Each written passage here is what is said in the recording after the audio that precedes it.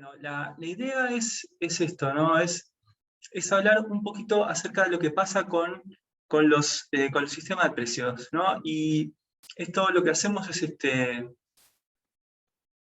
ahí, bien. Es un poco analizar a partir de los datos del índice de precios de Uruguay, ¿sí? Y lo vamos a analizar en dos perspectivas. Por un lado, eh, algo que si se quiere es dato de sección cruzada, ¿no? Para cada mes vamos a tomar los precios, las variaciones de precios de todos los productos del índice de precios, ¿sí? Que son algo más de 370 productos, y bueno, eso ahora lo vamos a comentar un poco. Y vamos a ver cómo se distribuyen esas variaciones de precios. Eso tiene sentido en términos de las variaciones de precios relativos, ¿bien? Y bueno, a partir de algunos valores que pueden llegar a ser importantes para la política monetaria, bueno, vamos a discutir un poquito sobre eso. Y bueno, después vamos a analizar las dinámicas de cada uno de estos índices de precios que tomamos como series temporales, ¿bien? Vamos a ver qué es lo que sucede con su volatilidad, vamos a ver el comportamiento a diferentes escalas temporales, vamos a ver qué es lo que sucede con la persistencia de estas series, ¿bien? Bueno, así que comenzamos. Primero que nada, es esto que estos sucesos de la inflación como un proceso de memoria larga, ¿no? Y ¿qué es esto? Que existe, a ver, ahí ven, porque ahí soy yo que no veo la mitad de la pantalla, ahí veo bien, ahí ven bien ustedes. Se ven ¿Sí? las notas del costado. Ah, bien. Sí, estos son los Los marcadores. marcadores, sí. Ah, bien. Bueno, Ahí va.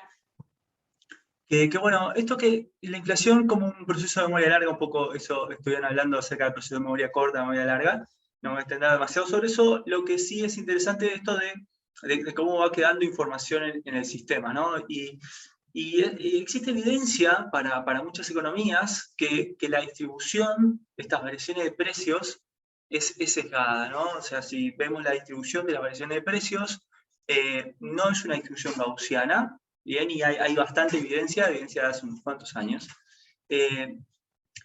Y bueno, esto, que la gran mayoría de las teorías, y eso fue vinculado a los modelos económicos, termina tomando la inflación como una variable aleatoria relacionada con las expectativas. Y eso es la razón por la cual un poco estos procesos además están vinculados uno con el otro. Entonces, esto de que procesos de memoria larga en las variaciones de precios pueden también estar vinculados a procesos de memoria larga en las expectativas. ¿Bien?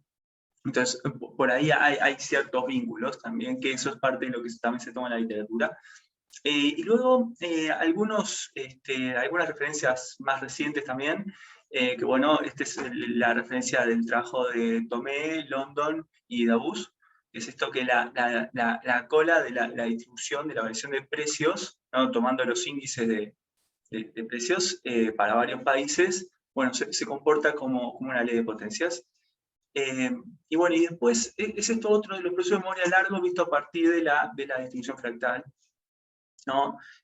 Lo que se hace, lo que se calcula los parámetros de persistencia para procesos inflacionarios en Estados Unidos, pero también, por ejemplo, para Brasil, que es este último trabajo de Fernández y otros autores, que lo que calculan es esto, ¿no? Que los países para países con historia de alta inflación, estos procesos de memoria larga que pueden llegar a estar vinculados, ¿bien? Y eso puede ya tener que ver más con países con este historial de inflación alta o inflación moderada, pero durante grandes periodos de tiempo.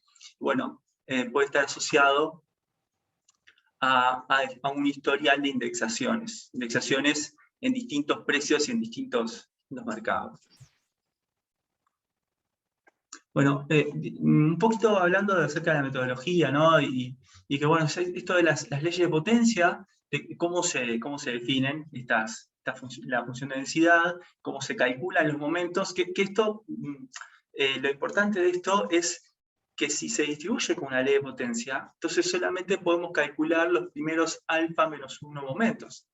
Bien, luego los siguientes, el valor asintótico es infinito, ¿no? Si nosotros lo hacemos tomamos muchos valores, muchos precios sería en este caso, ¿no? Si lo calculamos para muchos productos, bueno, podría suceder que nos dé un valor infinito. Esto es relevante por unos resultados que vamos a mostrar más adelante. Y bueno, algunos aspectos a tomar en cuenta es también que existen algunos ejemplos en economía, donde, por ejemplo, para la distribución del ingreso, bien, donde esto sucede. Y bueno, y esto ahora lo vamos a discutir un poquito. En economía, ¿en qué se utiliza esto? En las dinámicas de precios, pero en la dinámica de precios referido a los mercados financieros, ¿no? Esto en los mercados financieros está bastante más desarrollado. Y también en economía también se encuentran leyes de potencia asociadas a sistemas adaptativos complejos, ¿sí? Donde esta invariancia a escala aparece a partir de reflejada en diferentes aspectos espaciales y temporales. Luego, respecto a los procesos multifractales, se caracterizan por una alta variabilidad de las señales en un amplio rango de escalas temporales, ¿sí? No es, ahora lo vamos a decir un poquito, no aparece demasiado en economía, pero sí en procesos biológicos, en series financieras, ahí es más que nada donde aparecen. Luego después en tráfico, terremotos, etc. Y bueno, estas generalizaciones del exponente de Hurst, que ese sí aparece ya bastante, tiene varias interpretaciones, ¿sí? Que bueno, que la primera interpretación, que es la que más conocemos, que es que el proceso fractal termina solamente por el factor H, ¿no? Que es la primera interpretación, pero luego puede depender del tamaño de los shocks, ¿sí? Depende del factor Q, pero también puede depender del factor de la escala temporal, ¿sí? Entonces, veamos un poco eso. Puede depender, el valor de H puede depender de la escala temporal, puede depender del tamaño del shocks. Nosotros ahora lo que vamos a ver es si depende de alguno de ellos, ¿sí? Y vamos a ver el comportamiento. Bueno, los procesos multifractales en economía aparecen más que nada en las series de alta frecuencia financieras, ¿sí? Y se analizan, bueno, ciertas dinámicas con un propósito de predicción. Y bueno, esto de que sean las dinámicas de precios, pero es de precios financieros, no se estudia la inflación, sino que lo que se intenta analizar son dinámicas en los mercados financieros. Si bien vamos a hacer ciertos paralelismos ahora a través de algunos resultados, ¿no? Porque mucha de esta literatura se aplica más que nada a mercados financieros y no tanto a inflación, entonces vamos a ver si algunos valores de los parámetros que llegamos, bueno, se pueden relacionar. Bueno, acá hay algunas preguntas, ¿no? que son las que nosotros queremos contestar, es si cómo se distribuyen estas variaciones de precios, ¿no? ¿Qué podemos decir acerca de su valor puntual, de su volatilidad? ¿Qué es lo que sucede en el largo plazo, en el largo periodo, con estas variaciones de precios? Y si los procesos inflacionarios son persistentes, es decir, si estos shocks, si un shock en la economía es persistente, o si a realidad de la media, si las variaciones, en cambio, corresponden a un paseo aleatorio, o si depende del tamaño del shock o del tipo de shock, etc. Bueno, los datos, como comenté recién, surgen del índice de precios al consumo, ¿sí? Lo que tomamos es la desagregación a nivel de productos, que son 374 productos. Lo hacemos, cuando lo hacemos desagregado a nivel de producto, lo hacemos a partir de diciembre de 2010, porque es la base de 2010. Luego ya para empalmar con la base anterior, va a ser un proceso bastante más complicado, ¿no? Porque las definiciones son estrictamente las mismas, entonces íbamos a perder bastante información entre medio, entonces preferimos utilizar esta base, y bueno, tenemos 10 años para ir comparando mes a mes la distribución en cada uno de esos 120 meses. Y bueno, después para la serie general, sí, ahí tenemos datos desde el año 1937. Y bueno, se aplican las diferencias en las series, tanto a los datos agregados como desagregados, porque lo que queremos ver nosotros es justamente las variaciones de precios. Y bueno, esto como una primera aproximación a los primeros resultados, ahora lo vamos a desarrollar un poquito, es que en las series de los precios de los productos, que sigue una ley de potencia con un valor de alfa entre 2 y 3. ¿sí? Y eso trae algunas consecuencias en la estimación, que ahora vamos a decir un poquito específicamente en qué, pero tiene ciertas consecuencias en cuanto a cuestiones de política, son algunos valores que se toman en cuenta que habría que tener un poco de cuidado. Luego, lo que es la inflación general, a largo plazo y bajo diferentes ventanas temporales, sigue una ley de potencia con un alfa entre 3 y 4, ¿sí? Que es un poquito más alto que el de las series financieras. ¿Sí? Si nosotros comparamos esta serie con lo que sería una serie en los mercados financieros, como las que están estudiadas, son un alfa cercano a 3, bueno, es un poco más alta. Y bueno, ahora vamos a discutir un poquito cómo es esto de una relación entre las interacciones y las intervenciones. Y luego, que la evolución de precios en el Uruguay se caracteriza por la persistencia. Bien, que a partir de la revisión de la literatura puede estar perfectamente vinculado con la indexación. Y este comportamiento es diferente según el tamaño de los shocks. Bien, y que no depende de las escalas temporales. Y esto último es interesante, ¿no? Que la persistencia se verifica bajo distintos tratamientos para evitar las diferentes autocorrelaciones que pueden aparecer.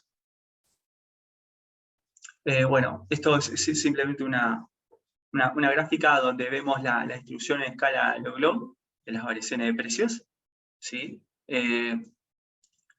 Y bueno, lo que hacemos es analizar si estas distribuciones, si una ley de potencia, calculamos el valor de alfa, ¿sí? Y se estiman los valores estadísticos por máxima verosimilitud para cada mes y para cada año.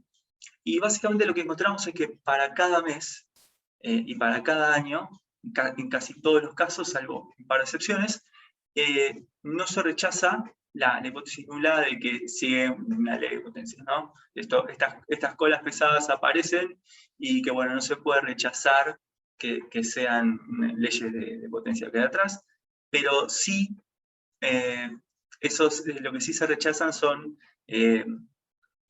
bueno, que existan otras distribuciones del tipo gaussiana.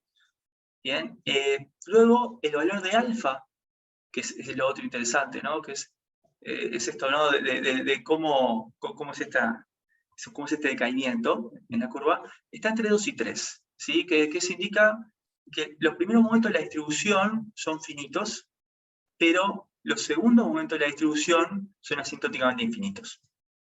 Y esto es importante. ¿Por qué es importante? En otras presentaciones un poquito más largas yo voy a extender un poquito más en esto.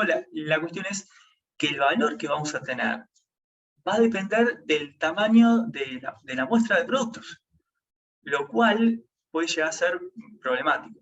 ¿Bien? Entonces es algo a tomar en cuenta, sobre todo cuando se utilizan otros índices con una menor cantidad de productos y se intenta después comparar la volatilidad con el índice general. Bien, entonces en ese sentido es algo a prestar atención.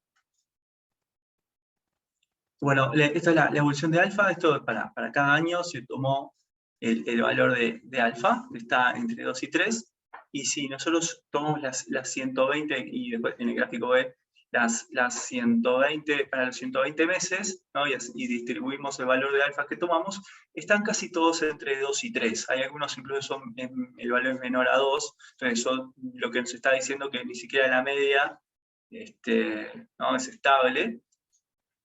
Y bueno, la consecuencia es esta alta volatilidad en la variación de los precios de los productos y que tiene un correlato importante en la variación de los precios relativos, que eso no está capturado en el índice general. ¿Sí? Entonces, eso es una cuestión a tomar en cuenta. Esto, básicamente, el objetivo también era un poco explotar estos datos, ¿no? con los datos que están presentes y están públicamente disponibles, ¿no? Bueno, luego un poco pasando a lo que es la distribución del índice general, bueno, que tiene diferentes fases, que se corresponden con los diferentes periodos de estabilización, y bueno, y también algo que se ve en los gráficos es que existe un componente estacional. Acá se ve claramente cada año existen estos piquitos. Estos son claramente un componente estacional, y luego tiene diferentes comportamientos, y se ve también claramente la inflación anual y la inflación mensual. Acá llega incluso a más de un 100% anual.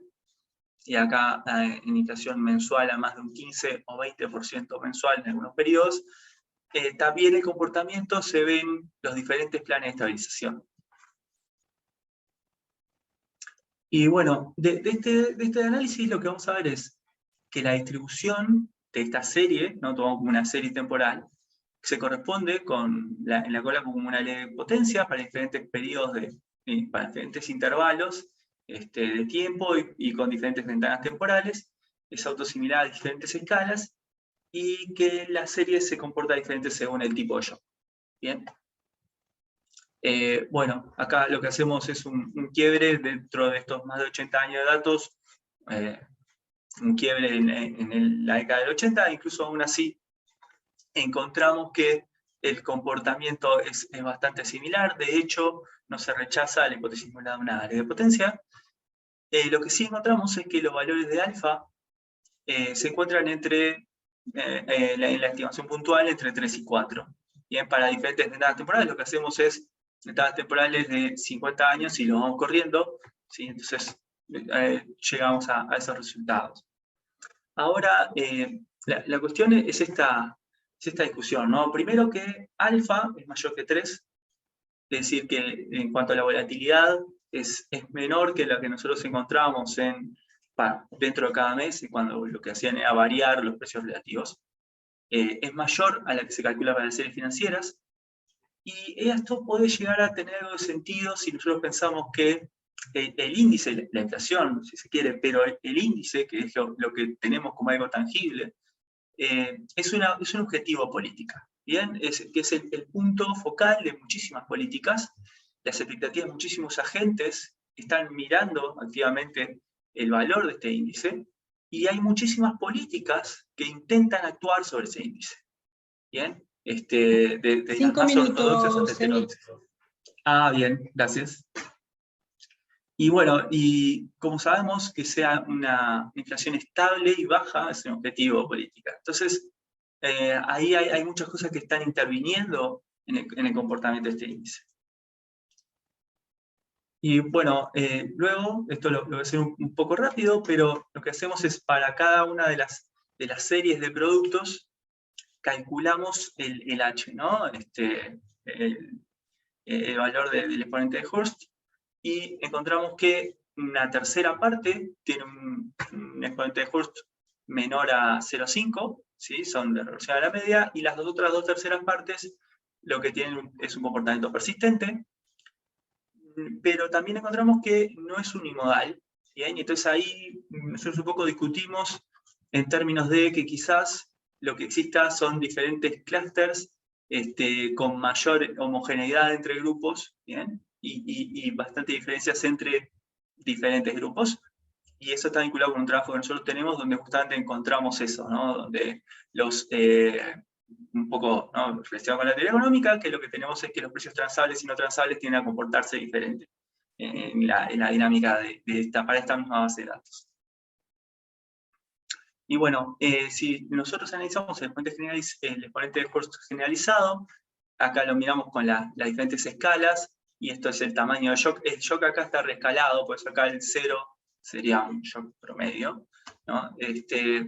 Y lo que encontramos es que ante variaciones pequeñas, el comportamiento de la serie es persistente. Esto sería el valor de H, ¿no? Es un valor alto.